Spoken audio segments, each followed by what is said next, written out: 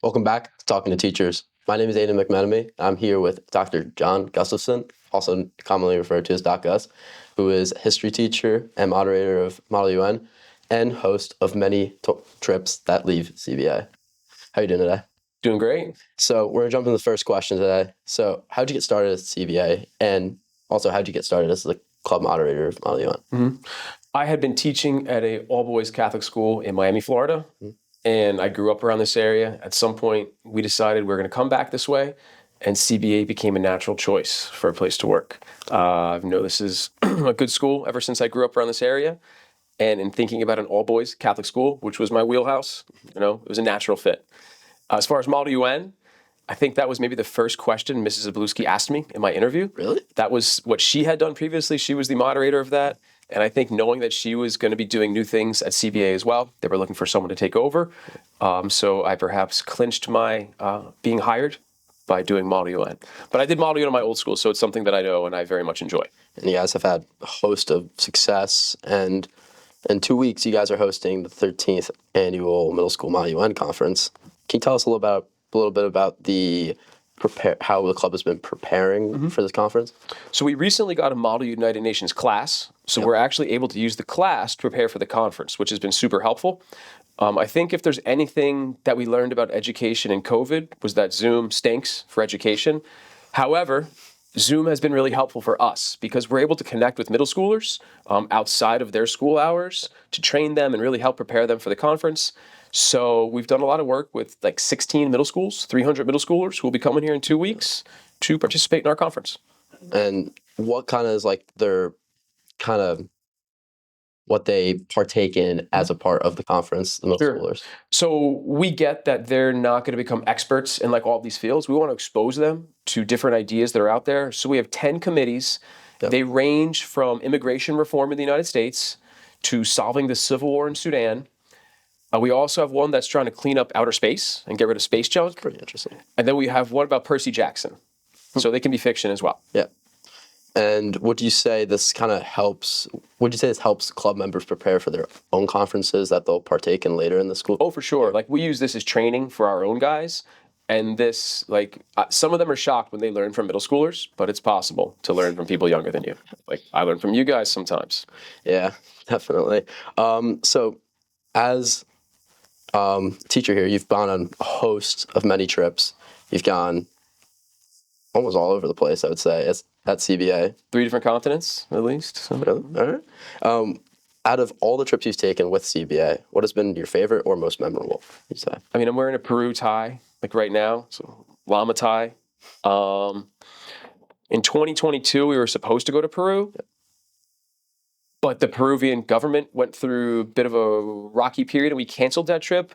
And that year, what ended up happening is we took the trip to Peru in Japan. And so that year was anecdotally, we would call it the Peru trip to Japan.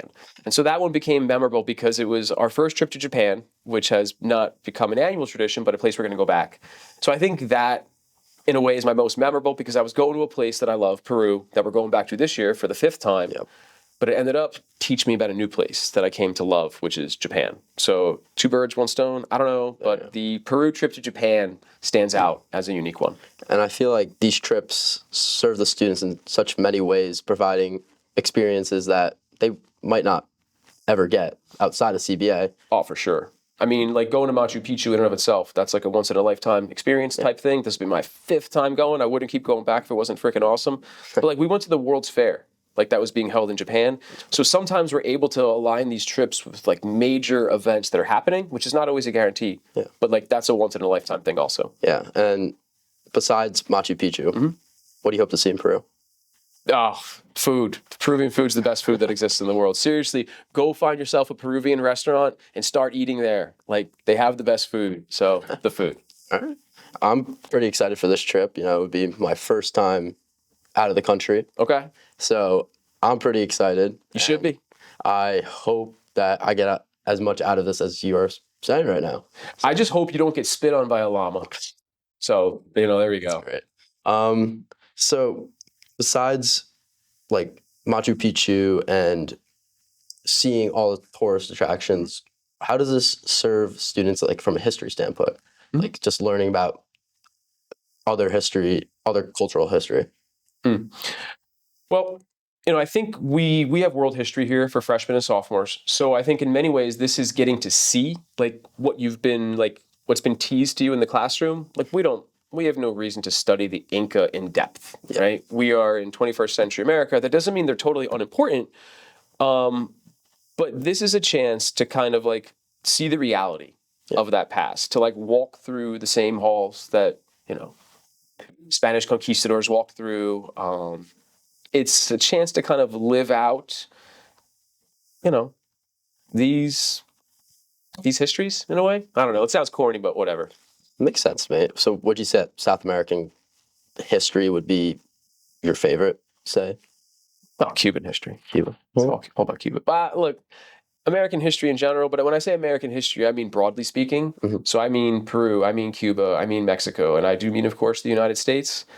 But like my main focus originally was Cuba. Like I lived in Cuba. My research focused on there in graduate school. So it's always hard to get away from there. But I love Peru. And I love Japan. It's all good, man. It's all good. I'll go anywhere. I'll learn about anything. Yeah. And then outside of teaching, what are some of your hobbies? Concerts. Going to spend all my money on concerts, although that's not as easy when you have kids anymore. Like baseball cards. Building a set of 1958 tops. Facilitating my kids' Pokemon card addictions. I like that. Coaching kids' sports, running with my kids, things like that. So, traveling. What else? Sleeping when I can. When you can. Yes. And then, so last question here. What advice would you give to the student body as a whole? Mm-hmm. You get out what you put in. Like no matter what the context, you get out what you put in. I don't care if you're here at CBA or some school that you might view as lesser than CBA, like you get out what you put in. You can come here, put in nothing, and get nothing out of being here and have it be a waste of your parents' money. Same goes for college. A lot of you guys want to go to big schools, impressive schools, big name schools. It's fine. You go there, you do nothing, you get nothing out of it. You waste your time. You go somewhere lesser well-known, somewhere that's not quite as good. You put your all into that. You really go for it. You get more out of that than the kid who sits in his dorm room smoking weed and playing video games all day doing nothing.